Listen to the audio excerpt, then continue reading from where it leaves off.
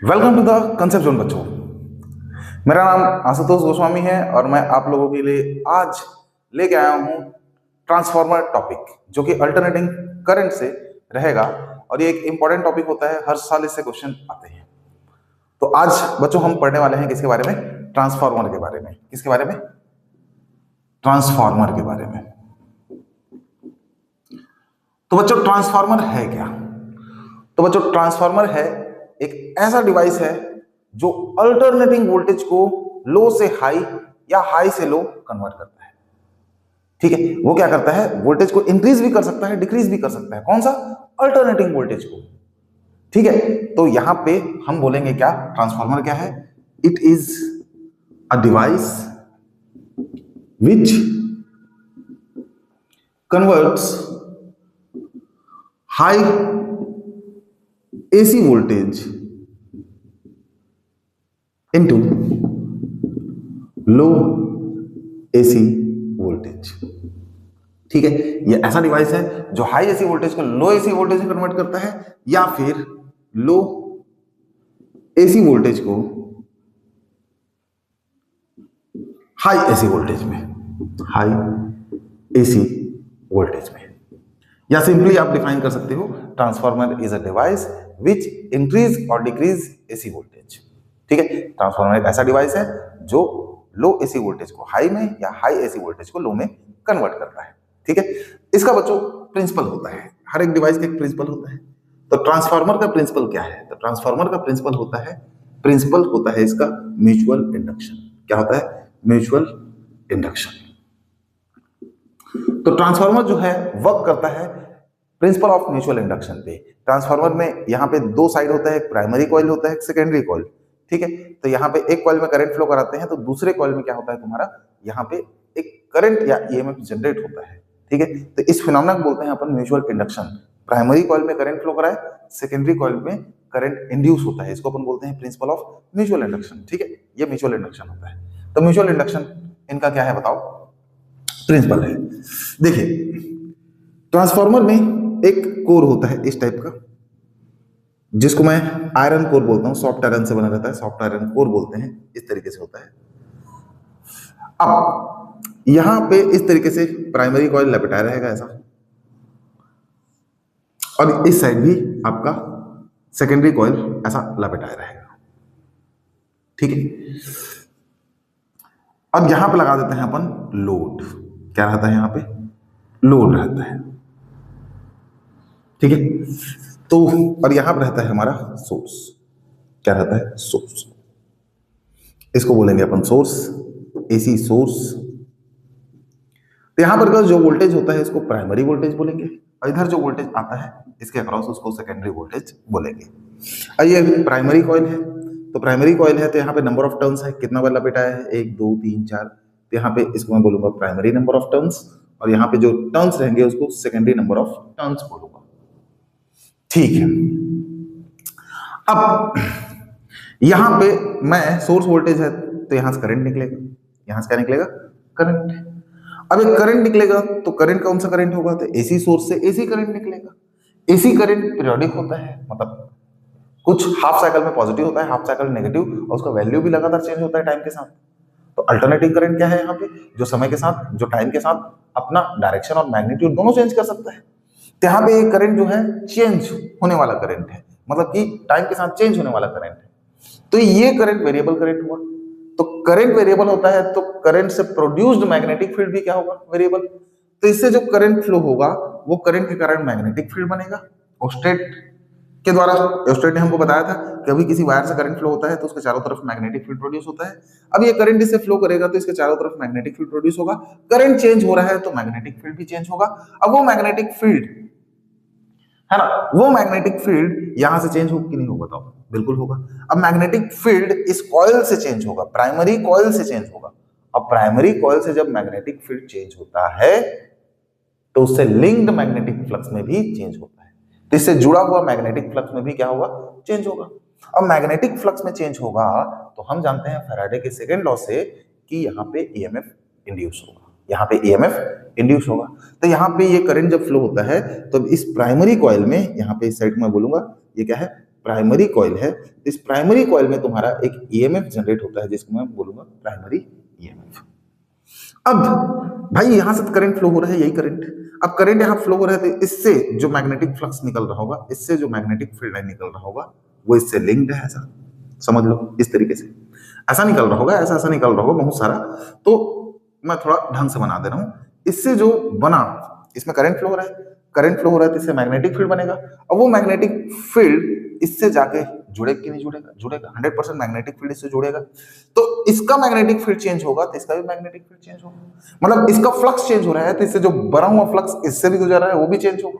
तो इस कॉइल से लिंक्ड मैग्नेटिक फ्लक्स में भी क्या होगा, चेंज। अब मैग्नेटिक फ्लक्स में चेंज होगा तो यहां पे भी ईएमएफ प्रोड्यूस होगा, जिसको मैं बोलूंगा सेकेंडरी कॉइल साइड मिला है, जिसको मैं बोलूंगा क्या, सेकेंडरी कॉइल बोलूंगा।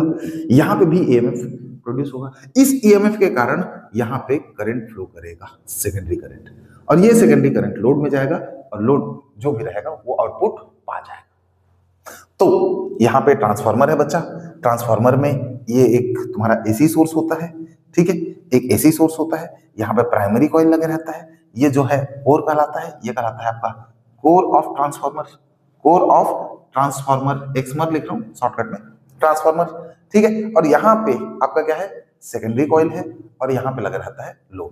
तो प्राइमरी साइड, सेकेंडरी साइड, और ये आयरन का कोर होता है, सॉफ्ट आयरन का कोर होता है, क्लियर है, आयरन कोर लिख सकता हूं इसको, सॉफ्ट आयरन कोर है ये, ठीक है।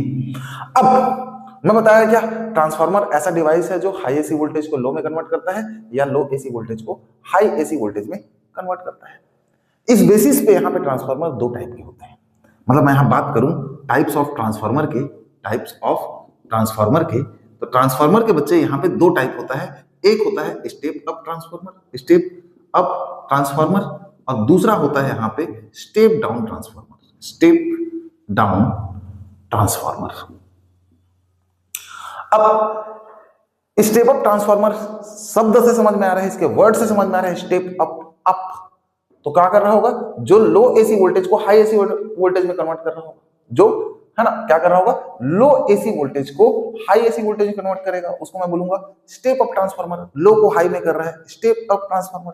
और स्टेप डाउन ट्रांसफार्मर किसको बोलेंगे, जो हाई एसी वोल्टेज को लो में कन्वर्ट करे, डाउन लिखा है, जो हाई को लो में करे, तो स्टेप डाउन क्या हो गया, हाई एसी वोल्टेज को लो एसी वोल्टेज में कन्वर्ट करना, स्टेप डाउन ट्रांसफार्मर का काम है, और लो एसी वोल्टेज को हाई एसी वोल्टेज में कन्वर्ट करना स्टेप अप ट्रांसफार्मर का काम है। तो हमको ये समझ में आया, ट्रांसफार्मर एक ऐसा डिवाइस है जो वोल्टेज को इंक्रीज या डिक्रीज कर सकता है, एसी वोल्टेज को, इसका प्रिंसिपल होता है म्यूचुअल इंडक्शन, ठीक है। और ये दो टाइप के होते हैं, एक होता है आपका स्टेप अप ट्रांसफार्मर और दूसरा होता है step down transformer. Step up transformer क्या करता है, लो एसी वोल्टेज को हाई एसी वोल्टेज में कन्वर्ट करता है, और स्टेप डाउन ट्रांसफार्मर क्या करता है, ये हाई एसी वोल्टेज को लो एसी वोल्टेज में कन्वर्ट करता है। तो ये इतना समझ लीजिए, ये क्या करता है, लो वोल्टेज को हाई वोल्टेज में कन्वर्ट करता है, हाई वोल्टेज में कन्वर्ट करता है। और ये क्या है, जो हाई वोल्टेज को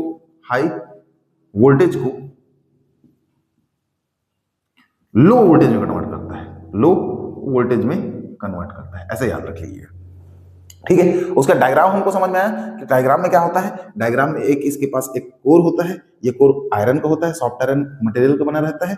उसके बाद इस साइड अपन वायर को लपेट देते हैं ऐसा, ठीक है, इस साइड इस तरीके से अपन वायर को लपेट दिए, ओके, और इस साइड भी अपन वायर लपेट दिए, मान के चलो ऐसा निकल गया, ठीक है। तो यहाँ पे मैं लगा देता हूँ एक एसी सोर्स लगा देता हूँ, और यहाँ पे लगा देता हूँ मैं क्या बताओ, लोड, यहाँ पे लग गया लोड। फिर यहाँ से मैं जब करंट फ्लो कराता हूँ तब इसमें लिंक्ड मैग्नेटिक फ्लक्स चेंज होता है, जिससे यहाँ पे ईएमएफ इंड्यूस होता है, जिसको मैं प्राइमरी ईएमएफ बोलता हूँ। फिर वही इससे बना मैग्नेटिक फ्लक्स इससे जुड़ता है, तो इससे लिंक्ड मैग्नेटिक फ्लक्स में चेंज होता है, तब यहाँ भी ईएमएफ इंड्यूस होता है, जिसको मैं बोलूंगा सेकेंडरी ईएमएफ बोलेंगे। और इसके कारण यहाँ पे करंट इंड्यूस होगा, वो करंट फ्लो होगा यहाँ पे, और ये करंट यहाँ जाकर मेरे को आउटपुट देगा, और ये मेरा प्राइमरी है, ये एसी सोर्स है। समझ में आया, इसको प्राइमरी कॉइल बोलते हैं, सेकेंडरी कॉइल बोलते हैं, primary side secondary side iron का बना रहता है। इतना आपको समझ में आ गया होगा, ठीक है, ट्रांसफार्मर का, ओके। अब इसका वर्किंग में अपन देखते हैं, कैलकुलेशन डेरिवेशन आएगा। तो वर्किंग में सबसे पहले क्या होते जा रहा है उसको देखते जाओ। तो वर्किंग में क्या हो रहा है बच्चा, वर्किंग में हो रहा है, सबसे पहले मैं जब यहां से करंट फ्लो कराता हूं तो यहाँ पे ईएमएफ इंड्यूस होता है। किसके कारण? क्योंकि इस करंट के फ्लो करने के कारण ये करंट अल्टरनेटिंग करंट है जो पीरियोडिकली होता है, अपना मैग्नीट्यूड और डायरेक्शन को चेंज करता रहता है, तो इससे प्रोड्यूस्ड मैग्नेटिक फील्ड में चेंज होगा। वो मैग्नेटिक फील्ड इस कॉइल से लिंक्ड होता है, और जब कभी किसी कॉइल से लिंक्ड मैग्नेटिक फ्लक्स में चेंज होता है तो वहां पे ईएमएफ इंड्यूस होता है या इंड्यूस करंट फ्लो होता है। यहाँ पे ईएमएफ इंड्यूस हुआ, ये बात को किसने बताया था? हमको फैराडे ने अपने सेकंड लॉ में बताया था। ठीक है, अब वर्किंग में वही हो रहा है जो मैं बोलूंगा। सबसे पहले ईएमएफ इंड्यूस हो रहा है ना, एट प्राइमरी कॉइल अक्रॉस आएगा यार, सॉरी। तो फैराडे सेकंड लॉ से अपने को पता है ईएमएफ जो इंड्यूस हुआ है प्राइमरी साइड, है ना, तो यहां पर मैं बोल सकता हूं ये क्या होगा, E इज इक्वल टू हो जाएगा minus N P D phi by D T. क्यों? क्योंकि ईएमएफ क्या होता है? Minus D phi by D T होता है। ये अपने कौन बोलता है? ये कौन बोलता है अपने को? Faraday second law. ये किसका है? एक टर्न का है। कितना का है? एक टर्न का है। यहाँ पे वायर के कितने टर्न्स हैं? 1 2 3 करते करते करते कितने हैं? एन पी टर्न्स हैं। तो इतने टर्न्स हैं, तो एक टर्न अगर minus D phi by D T तो एन टर्न का minus D P five by D T ऐसा आ जाएगा, आएगा। इसलिए ऐसा लिख दिया मैं कि फैराडे सेकंड लॉ से मैं लिख सकता हूं ऐसा। सेम टू सेम अब इस कॉइल से भी यही करंट फ्लो करेगा। करंट फ्लो करेगा तो इससे प्रोड्यूस्ड मैग्नेटिक फील्ड इससे जाके लिंक्ड होगा, तो इससे लिंक्ड मैग्नेटिक फ्लक्स में चेंज होगा, तो यहां भी ईएमएफ इंड्यूस होगा। तो ईएमएफ इंड्यूस्ड अक्रॉस कहां पे हुआ बताओ? Secondary coil. सेकेंडरी कॉइल, और सेकेंडरी कॉइल में करंट इंड्यूस होगा तो यहाँ पे सेकेंडरी ईएमएफ जो इंड्यूस होगा कॉइल के क्रॉस वो होगा minus N secondary D phi by D T, क्योंकि फ्लक्स तो इसी का है, तो यहां भी आएगा ऐसी। और बच्चों एक बात याद रखिएगा, मैं जितना बात बता रहा हूं यहाँ पे वो हर बात आपका आइडियल ट्रांसफार्मर के लिए बात करूंगा। मतलब जो कैलकुलेशन करने वाला हूं, जो पढ़ाई हम कर रहे हैं इस क्लास में, वो सिर्फ आइडियल ट्रांसफार्मर के लिए है। ठीक है, यहाँ पे एनर्जी लॉस नहीं होता, जिसको इग्नोर कर सकते हैं अपन। यहाँ पे एफिशिएंसी 100% होता है, जितना मैं इनपुट दूंगा उतना ही आउटपुट मिलेगा। ये बात याद रखिएगा, मैं आइडियल ट्रांसफार्मर के लिए ही बात कर रहा हूं। ओके, तो ये सेकंड इक्वेशन हो गया। ठीक है, ओके, तो मैं इस साइड को मिटा रहा हूं। ओके,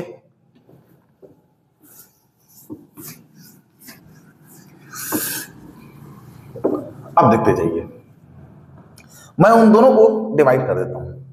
तो इक्वेशन सेकंड को डिवाइड कर रहा हूं मैं इक्वेशन नंबर फर्स्ट से। तो सेकंड क्या है बताओ? सेकेंडरी साइड का ईएमएफ, और ये क्या है? प्राइमरी साइड का ईएमएफ, इक्वल हो जाएगा माइनस सेकेंडरी साइड का number of turns D phi by D T, और यहां भी ये होगा माइनस प्राइमरी साइड का number of turns D phi by D T. ये दोनों कटेगा, माइनस माइनस हट जाएगा, तो E S upon E P is equal to N S upon N P. अब बच्चों फॉर आइडियल ट्रांसफार्मर, तो अभी डायग्राम में बताया था आप लोगों को, ये डायग्राम याद कीजिए। ऐसा था, इसमें ये प्राइमरी साइड था, ऐसा ऐसा कॉइल था। ठीक है, इधर भी था ऐसा सा, ये सेकेंडरी साइड था, यहाँ पे लोड था, यहाँ पे एसी सोर्स था। तो एसी सोर्स का इनपुट वोल्टेज मैं बोलूंगा प्राइमरी साइड का वोल्टेज, और यहाँ पर आउटपुट वोल्टेज मैं बोलूंगा सेकेंडरी साइड का वोल्टेज, और यहाँ पे इंड्यूस्ड ईएमएफ ईपी था, और यहाँ पे इंड्यूस्ड ईएमएफ ईएस था। अब बच्चों क्या होता है पता है? आइडियल ट्रांसफार्मर में एनर्जी लॉस को नहीं माना जाता, एनर्जी लॉस होता ही नहीं, जीरो मान लेते हैं। एक्चुअली प्रैक्टिकल ट्रांसफार्मर में एनर्जी लॉस तो होगा ही होगा, श्योर है।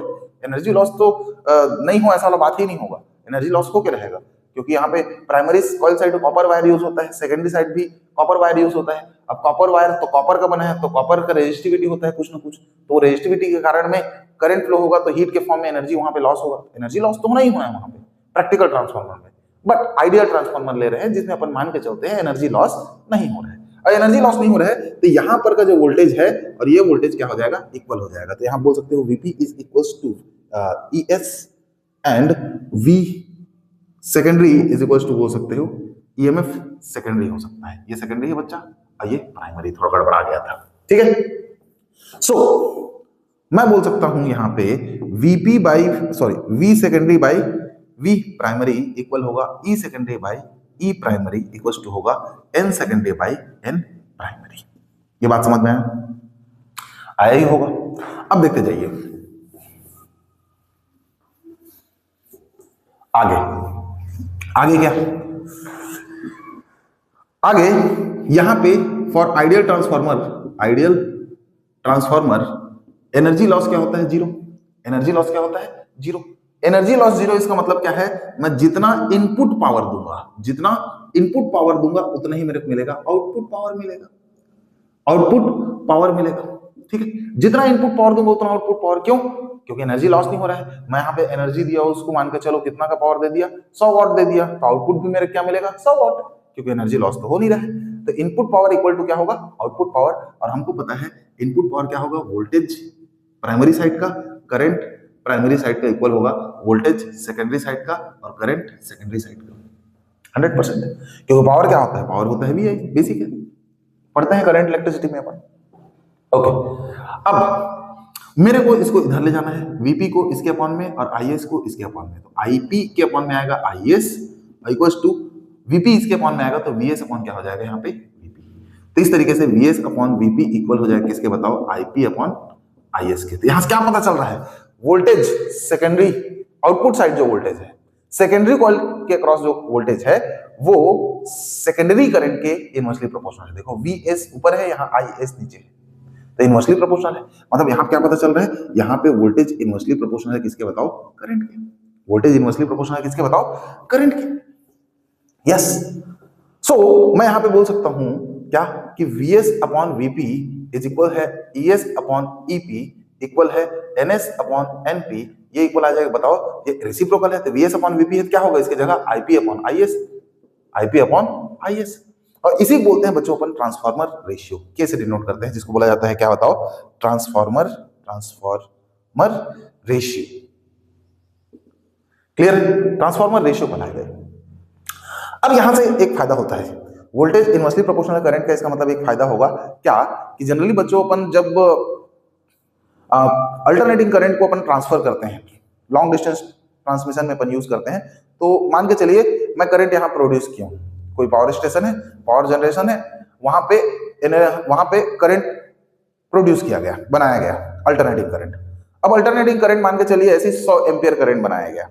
अब 100 एम्पियर करंट को मैं एक खंभा से वायर बांध दिया, कहां तक? बहुत लंबे दूर तक, मान चलो 10 किलोमीटर, चलो 100 किलोमीटर, 100 किलोमीटर डिस्टेंस तक मैं वायर बिछा दिया और 100 एम्पियर करंट को यहां से फ्लो कराया। ठीक है, ट्रांसफार्मर का यूज नहीं कर रहा हूं। अब 100 एम्पियर करंट को ले जाऊंगा तो करंट कितना है? बहुत हाई, करंट बहुत ज्यादा है, 100 एम्पियर है, और 100 एम्पियर करंट को मैं फ्लो कराऊंगा तो समझिएगा, मेरे को पता है हर एक वायर का एक रेजिस्टिविटी होगा। चाहे आप वायर एल्यूमिनियम का ले, चाहे आप कॉपर का ले, चाहे आप सिल्वर का ले, कोई भी वायर ले, सबका एक रेजिस्टिविटी होगा। और रेजिस्टिविटी है तो उसका रेजिस्टेंस होगा, और रेजिस्टेंस है तो हमको पता है हीट जो होता है I² RT के फॉर्म में लॉस होता है। तो जो हीट के फॉर्म में करंट लॉस होता है, इलेक्ट्रिसिटी लॉस होता है, उसका फॉर्मूला ये है। अब बच्चा 100 एम्पियर करंट को इससे फ्लो कराऊंगा तो 100 एम्पियर का स्क्वायर इनटू रेजिस्टेंस वायर का लिखना पड़ेगा, और टाइम को लिखना पड़ेगा, कितना टाइम तक फ्लो हो रहा है। इससे मैं निकालूंगा तो यहाँ मेरा क्या हो जाएगा? Energy loss. अब 100 एम्पियर मैं भेजा हूं, क्या पता वहां पे जहां मैं भेजा हूं वहां पे करंट कितना पहुंच रहा है? 10 एम्पियर। तो भाई मैं यहाँ पे 100 एम्पियर करंट प्रोड्यूस किया हूं, और आउटपुट जहां मैं भेजना चाह रहा हूं वहां 100 एम्पियर ना पहुंचे, कितना? 10 एम्पियर पहुंच रहा है। यहाँ क्या हो रहा है? भारी भरकम लॉस हो जा रहा है एनर्जी का। अब इतना ज्यादा लॉस होगा तो सीधी सी बात है, हमारा तो घाटा ही घाटा है। इतना मैं एफर्ट लगा के प्रोड्यूस किया हूं, इतना, उसके बाद वो आउटपुट मेरे को दे ही नहीं रहा है, आउटपुट तो एकदम कम ही मिल रहा है मेरे को। तो यहाँ पे मैं ट्रांसफार्मर का यूज करता हूँ। अब ट्रांसफार्मर कैसे करेगा? तो यहाँ पे ट्रांसफार्मर दो टाइप का होता है, एक स्टेप अप ट्रांसफार्मर और एक दूसरा स्टेप डाउन ट्रांसफार्मर। तो हमको पता है स्टेप अप क्या करता है? वोल्टेज को हाई करता है। मतलब कि क्या है? इनवर्सली प्रोपोर्शनल करंट यहाँ बताया था मैं। वोल्टेज हाई होगा तो करंट क्या हो जाएगा? लो। करंट क्या हो जाएगा? लो। और यदि यहाँ पे करंट लो हो गया, तो करंट लो हुआ तो इस फॉर्मूला से हीट का लॉस क्या होगा? बहुत कम। और हीट लॉस कम हो गया तो मेरा बहुत सारा एनर्जी बच जाएगा, इलेक्ट्रिकल एनर्जी बचे कि नहीं बचेगा? तो इसीलिए आप बोलिएगा क्या कि स्टेप अप ट्रांसफार्मर का मैं यूज कर रहा हूं कहां? बताओ, पावर स्टेशन में। पावर स्टेशन में क्या है आपका? Step up transformer. Voltage high हो गया, आउटपुट वोल्टेज क्या कर दे रहा है? हाई। और जहां पे वोल्टेज हाई होगा वहां पे करंट कम, और जहां पे करंट कम होगा वहां पे एनर्जी लॉस एकदम कम होगा।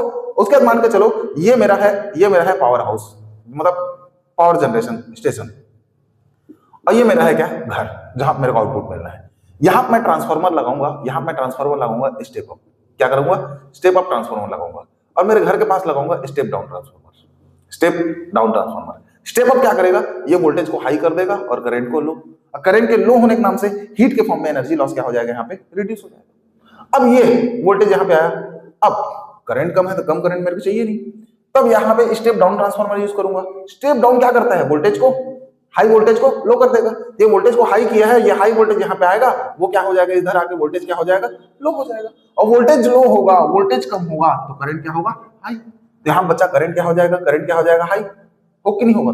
तो इस तरीके से यहाँ पे एनर्जी लॉस कम हो जाता है और लॉन्ग डिस्टेंस ट्रांसमिशन पॉसिबल हो पाता है ट्रांसफार्मर का यूज करके। तो इसका मतलब बोल सकते हो ट्रांसफार्मर का यूज क्या है सर बोलोगे, ट्रांसफार्मर क्यों आया, तो बच्चों यहाँ पे ट्रांसफार्मर अल्टरनेटिंग करंट को लॉन्ग डिस्टेंस ट्रांसमिट करने के लिए लाया गया था।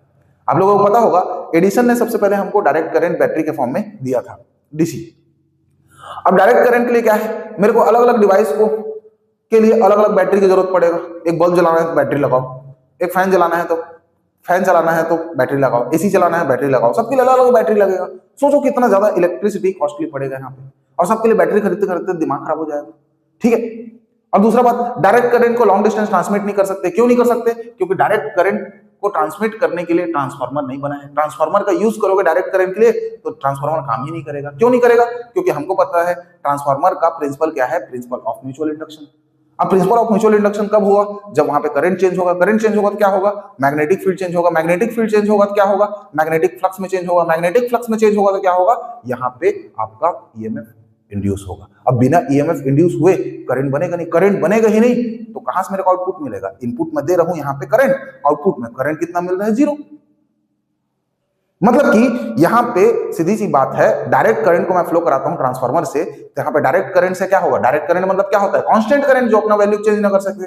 और कांस्टेंट करंट फ्लो होगा तो उससे प्रोड्यूस्ड मैग्नेटिक फील्ड भी क्या होगा, कांस्टेंट। और कांस्टेंट मैग्नेटिक फील्ड हुआ तो लिंक्ड मैग्नेटिक फ्लक्स भी कांस्टेंट होगा कॉइल से। और कॉइल से लिंक्ड मैग्नेटिक फ्लक्स कांस्टेंट है, मतलब चेंज नहीं हो रहा है फ्लक्स में, और फ्लक्स में चेंज नहीं होगा तो ईएमएफ इंड्यूस नहीं होगा। ईएमएफ इंड्यूस नहीं होगा तो वहां पे कोई करंट इंड्यूस नहीं होगा।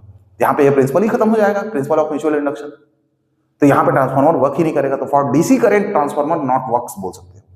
इसीलिए मैं बोला कि यहाँ पे एडिशन के जमाने में डायरेक्ट करंट था, डायरेक्ट करंट कॉस्टली पड़ता, डायरेक्ट करंट को लॉन्ग डिस्टेंस ट्रांसमिट कर नहीं सकते थे, ठीक है। तब जाके वहां पे हमारा निकोलस टेस्ला आता है और वहां पे अल्टरनेटिंग करंट का प्रैक्टिकली सुझाव देता है, भाई यहाँ पे अल्टरनेटिंग करंट है, ट्रांसफार्मर का यूज करके इसको लॉन्ग डिस्टेंस ट्रांसमिट कर सकते हैं। दूसरा बात, बड़ा सस्ता तरीका है इसको प्रोड्यूस करने का, मतलब अल्टरनेटिंग करंट सस्ता भी है और इसको लॉन्ग डिस्टेंस ट्रांसमिट भी कर सकते हैं, ठीक है। तो इसलिए अल्टरनेटिंग करंट आज पूरा दुनिया एक्सेप्ट किया है और हर जगह अल्टरनेटिंग ही करंट फ्लो होता है। हमारे घर में हमको पता है 220 वोल्ट अपने को मिलता है, वो है क्या है, अल्टरनेटिंग करंट के कारण मिलता है। और ये अल्टरनेटिंग करंट जब आया तो हमको अलग अलग डिवाइसेस को यूज करने के लिए हमको अलग अलग बैटरी की जरूरत नहीं पड़ेगा। यहाँ पे अल्टरनेटिंग करंट लगा दिए, यहाँ पूरा डिवाइस चल रहा है कि नहीं चल रहा है, घर में चल रहा है। ये पैरेलल कनेक्शन में होता है, जानते हो, वोल्टेज सबको सेम सप्लाई होता है, जिससे हमारा हर एक डिवाइस काम करता है। खैर छोड़िए ये सब बात को, मैं आपको ये बताना चाह रहा था, यहाँ पे ट्रांसफार्मर, यहाँ वोल्टेज इनवर्सली प्रोपोर्शनल हुआ करंट। जबकि आदमी देखेगा ओम्स लॉ से V = IR है तो बोलेगा voltage is directly proportional to current. तो भाई ऐसा नहीं है, यहाँ पे होता होगा, ठीक है, लेकिन वोल्टेज ड्रॉप करंट पे डिपेंड करेगा। करंट ज्यादा होगा तो वोल्टेज ड्रॉप ज्यादा होगा, समझ में आता है। बट यहाँ ट्रांसफार्मर में उल्टा है कहानी। ट्रांसफार्मर में जो वोल्टेज होता है वो करंट का इनवर्सली प्रोपोर्शनल होता है। जहां पे करंट ज्यादा वहां पे वोल्टेज कम, जहां पे वोल्टेज ज्यादा वहां पे करंट कम। इसी कारण ट्रांसफार्मर का यूज करते हैं अपन लॉन्ग डिस्टेंस ट्रांसमिशन के लिए, जिससे हमारा एनर्जी लॉस बच जाता है और हम आसानी से इलेक्ट्रिसिटी कहीं भी पहुंचा सकते हैं, ठीक है, ओके। तो बच्चों मेरे को लगता है आप लोगों को ये वर्किंग समझ में आया होगा, ठीक है। अब बच्चों ट्रांसफार्मर में यहाँ पे होता है एनर्जी लॉस, ट्रांसफार्मर में होता है क्या, एनर्जी लॉस। तो ट्रांसफार्मर में जो एनर्जी लॉस होता है वो क्या क्या होता है उसको देखते हैं। तो सबसे पहले देखिए बच्चे, यहाँ पे होता है, मैं बोलूंगा कॉपर लॉस। क्या होता है, कॉपर लॉस। अब कॉपर लॉस कैसे होगा, तो बच्चों जो मैं बताया था, ट्रांसफार्मर में प्राइमरी और सेकेंडरी कॉइल जो लगा रहता है वो कॉपर वायर का होता है। और कॉपर वायर का क्या होता है, एक रेजिस्टिविटी होता है। रेजिस्टिविटी के कारण उसके पास रेजिस्टेंस होगा, और रेजिस्टेंस के कारण यहाँ पे हीट के फॉर्म में एनर्जी लॉस होगा, हीट के फॉर्म में एनर्जी लॉस होगा। तो इस तरीके से कॉपर लॉस होता है। तो इस एनर्जी लॉस को रिड्यूस करने के लिए हम क्या करते हैं पता है, हम यहाँ पे जो वायर है उसको मोटा लेते हैं, थिक वायर यूज करते हैं। अब देखिए ये पतला वायर है और ये मोटा वायर है।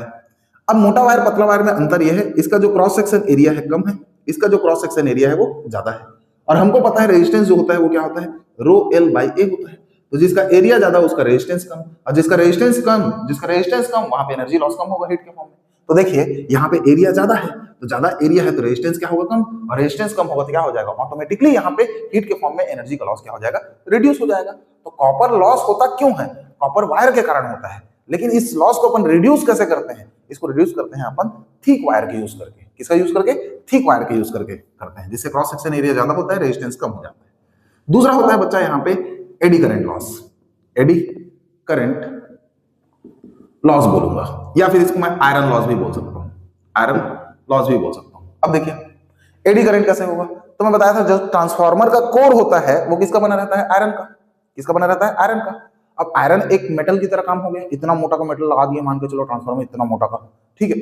अब यहाँ पे क्या होता है, हमको पता है यहाँ पे वेरिएबल करंट फ्लो हो रहा है, जिससे यहाँ पे मैग्नेटिक फील्ड भी चेंज हो रहा है। अब मैग्नेटिक फील्ड चेंज हो रहा है तो मैग्नेटिक फ्लक्स चेंज होगा, और मैग्नेटिक फ्लक्स चेंज होता है तो एक मेटल प्लेट में सर्कुलर फॉर्म में करंट प्रोड्यूस होता है, जिसको एडी करंट बोलते हैं। और एडी करंट का सबसे घटिया बात क्या है पता है, कि एडी करंट का एक प्रॉपर्टी होता है कि ये हीटिंग इफेक्ट शो करता है। अब आयरन जो मैं यूज किया हूं कोर पे, वो आयरन पे एडी करंट प्रोड्यूस हो जाएगा, क्योंकि मैग्नेटिक फील्ड तो चेंज होना ही होना है, मैग्नेटिक फ्लक्स लिंक चेंज होना ही होना है। यहाँ पे एक सर्कुलर करंट पैदा हो जाता है, जिसको मैं फौकॉल्ट करंट भी बोलते हैं या एडी करंट बोलते हैं।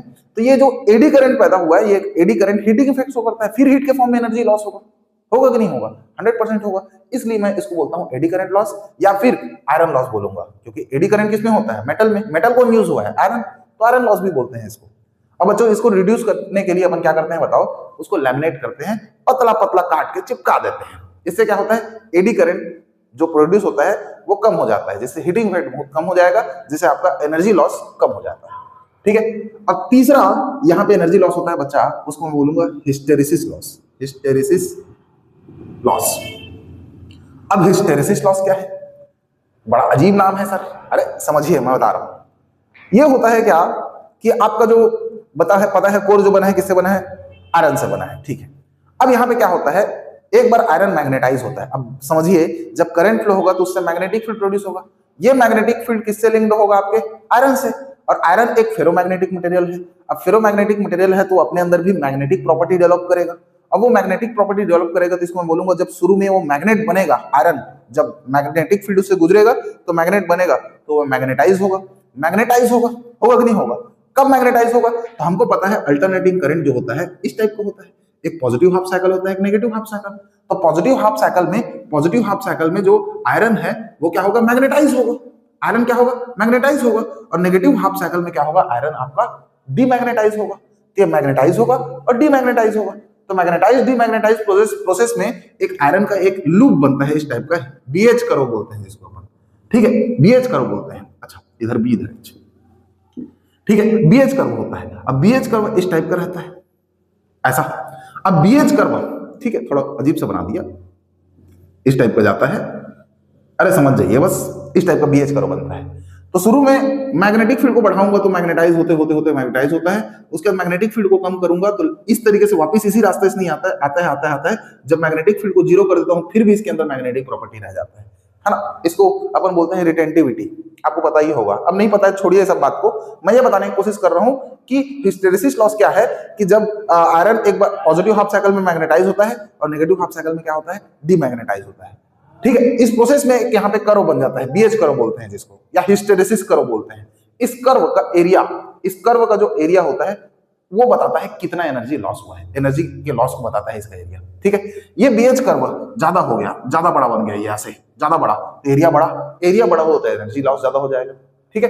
तो यहाँ पे आप समझिए हिस्टेरिसिस लॉस क्या है, कि तुम्हारा जो आयरन होता है वो मैग्नेटाइज होता है, डीमैग्नेटाइज होता है। इस प्रोसेस में इसका बीएच कर्व का एरिया बढ़ जाता है ना, या एरिया आ जाता है, जिसके तरीके से यहाँ पे एनर्जी के फॉर्म में लॉस होता है। तो इसको रिड्यूस करने के लिए अपन क्या करते हैं, इसको रिड्यूस करने के लिए अपन सॉफ्ट आयरन कोर यूज करते हैं। सॉफ्ट आयरन कोर क्यों यूज करते हैं, क्योंकि जो सॉफ्ट आयरन कोर है ये एक फेरोमैग्नेटिक मटेरियल है, इसका जो बीएच कर्व बनता है, इसका हिस्टेरिसिस लूप बनता है, उसका एरिया बहुत कम होता है। तो हिस्टेरिसिस लूप का एरिया कम होगा तो यहाँ पे एनर्जी लॉस कम होगा। मैं जानता हूँ बोर हो गए वो इस टॉपिक में, खैर छोड़िए, ध्यान से सुनिएगा तो आपको ये समझ में आ जाएगा, नहीं आएगा तो ये समझिए हिस्टेरिसिस लॉस होता है यहाँ पे मैग्नेटाइजेशन और डीमैग्नेटाइजेशन प्रोसेस में एनर्जी लॉस हो जाता है, बस ये समझिए। और चौथा, यहाँ पे चौथा और आखिरी लॉस होगा यहाँ पे क्या, एक होगा फ्लक्स लीकेज। क्या होगा, फ्लक्स लीकेज होगा। फ्लक्स लीकेज लॉस क्या होता है, फ्लक्स लीकेज लॉस क्या होता है? तो मैं बताया था बच्चों, देखो यहाँ पे एक ये कोर था, ये कोर था, बिल्कुल था सर। यहाँ पे प्राइमरी सेकेंडरी कॉइल लगे थे, ऐसे ऐसे ऐसे ऐसे लगे थे। अब देखिए, इससे करंट फ्लो होगा तो इससे मैग्नेटिक फील्ड प्रोड्यूस होगा, इस तरीके से होगा। अब कुछ मैग्नेटिक फील्ड इससे लिंक्ड होगा, इससे, अब कुछ मैग्नेटिक फील्ड ऐसे हवा में जा रहा होगा। तो यहाँ पे, यहां से मैग्नेटिक फ्लक्स निकला, समझिए मैग्नेटिक फ्लक्स प्राइमरी कॉइल से जो निकला है वो समझिए 100 है। कितना निकला? 100 में से यहाँ पे गया कितना, मान के चलिए 80 इसमें घुसा, 80 घुसा तो बचा कितना? 20। तो ये 20 किस में चले जा रहा है? एयर में। इसमें जा रहा है क्या? नहीं जा रहा है। तो इससे जो मैग्नेटिक फ्लक्स बना है वो मैग्नेटिक फ्लक्स पूरा का पूरा इस सेकेंडरी कॉइल को मिल रहा है क्या? नहीं। यहाँ पे 20 एयर में चले जा रहा है। एयर में चले जा रहा है मतलब उसको मैं बोलूंगा लीक कर रहा है, एयर में लीक कर रहा है। तो एयर में लीक कर रहा है तो पूरा मैग्नेटिक फ्लक्स यहाँ पे जाता, तो पूरा मैग्नेटिक फ्लक्स के कारण यहाँ पे क्या होता? ईएमएफ इंड्यूस होता, करंट इंड्यूस होता। लेकिन यहाँ पे जितना मैग्नेटिक फ्लक्स बन रहा है उसमें से 80% जान रहा है, 20% यहाँ पे लॉस जा रहा है। 20% लॉस के चक्कर में यहाँ पे लॉस नहीं होगा मेरा, तो फ्लक्स लीकेज के कारण यहाँ पे लॉस होता है। इसको फ्लक्स लीकेज बोलते हैं। अब इसको रिड्यूस करने के लिए बच्चे अपन क्या करते हैं, इन दोनों कॉइल को प्राइमरी और सेकेंडरी कॉइल को ओवरलैप कर देते हैं। अब इस तरीके से मैं मान के चलो इसको ओवरलैप कर दिया, दोनों प्राइमरी सेकेंडरी कॉइल को ओवरलैप कर दिया। यहाँ पे ऐसा जाएगा और ये ऐसा जाएगा, तो क्या हो गया? इससे जो मैग्नेटिक फ्लक्स बनेगा, इससे जो लिंक्ड मैग्नेटिक फ्लक्स होगा वो लॉस हो गई नहीं एयर में, क्योंकि गैप ही नहीं है, ओवरलैप कर दिया मैं। तो ओवरलैप कर देने से यहाँ पे फ्लक्स लीकेज को रिड्यूस किया जाता है, और रिड्यूस होता है तो इससे हमारा एनर्जी लॉस रिड्यूस हो जाता है। तो मेरे ख्याल से आप लोगों को समझ में आया होगा बच्चों कि यहाँ पे ट्रांसफार्मर में एनर्जी लॉस किसके किसके कारण होता है, ये मेजर फैक्टर है। और होता है हमिंग लॉस भी होता है, जिसको साउंड लॉस बोल सकते हो, कि ट्रांसफार्मर ऐसा आवाज करता है तो ये भी एक साउंड बन रहा है। साउंड इस इलेक्ट्रिकल एनर्जी के कारण बन रहा है, जो कि साउंड के फॉर्म में चले जा रहा है, तो साउंड एनर्जी के फॉर्म में लॉस हो जा रहा है। तो ये सबको इग्नोर करो। यहाँ पे मेन 4 टाइप का मेजर लॉस होता है। एक कॉपर लॉस होता है, एडी करंट लॉस होता है, हिस्टेरेसिस लॉस होता है, और फ्लक्स लीकेज लॉस होता है। तो यहाँ पे समझिए कॉपर लॉस का मतलब क्या है। कॉपर लॉस मतलब क्या हो गया? वायर का रेजिस्टेंस होता है जिसके कारण एनर्जी लॉस होता है। तो रिड्यूस कैसे करते हैं इसको रिड्यूस करने के लिए मैं थिक वायर का यूज करता हूं। दूसरा एडी करंट लॉस होता है। तो एडी करंट लॉस किसके कारण होता है? आयरन के कारण के। तो वो एक मेटल होता है, तो मेटल में एडी करंट प्रोड्यूस हो जाता है मैग्नेटिक फ्लक्स में चेंज होने के कारण। अब वो eddy current heating effect show करता है, तो हीट के फॉर्म में एनर्जी लॉस होता है। तो उसको रिड्यूस करने के लिए अपन इसको लैमिनेट करते हैं ट्रांसफार्मर को, के कोर को, ठीक है। फिर हिस्टेरेसिस लॉस, तो मैं बताया यहाँ पे मैग्नेटाइजेशन और डीमैग्नेटाइजेशन के चक्कर में यहाँ पे आयरन पे एनर्जी लॉस हो जाता है, बीएच कर्व बन जाता है। तो उसको रिड्यूस करने के लिए मैं यहाँ पे क्या करता हूँ बताओ, ऐसा मटेरियल लेता हूँ जिसका हिस्टेरेसिस लूप का एरिया बहुत कम हो। तो वैसा मटेरियल होता है आपका सॉफ्ट आयरन मटेरियल होता है, ठीक है। और एक होता है flux leakage loss. Flux leakage loss किसके कारण होता है? कि यहाँ पे फ्लक्स लीक करता है एयर में, पूरा का पूरा फ्लक्स नहीं जाता किसमें? सेकेंडरी कॉइल में, जिससे आपको पूरा आउटपुट मिले। तो यहाँ पे उन दोनों को रिड्यूस करने के लिए, फ्लक्स लीकेज को रिड्यूस करने के लिए प्राइमरी और सेकेंडरी कॉइल को मैं क्या करता हूँ? ओवरलैप कर देता हूँ, ठीक है। तो बच्चों आप लोगों को ये समझ में आया होगा, बहुत मजा आया होगा। मिलते हैं बच्चों फिर नेक्स्ट लेक्चर में, इंतजार करिए। मैं आप लोगों को बहुत अच्छा गजब का लेक्चर दूंगा अल्टरनेटिंग करंट का। एक वन शॉट लेक्चर बनाऊंगा जिसमें आपको पूरा अल्टरनेटिंग करंट का लेक्चर मिल जाएगा। जितना भी आपका डर भय होगा इस चैप्टर से वो सब खत्म हो जाएगा, ठीक है। तो मिलते हैं, बाय बाय।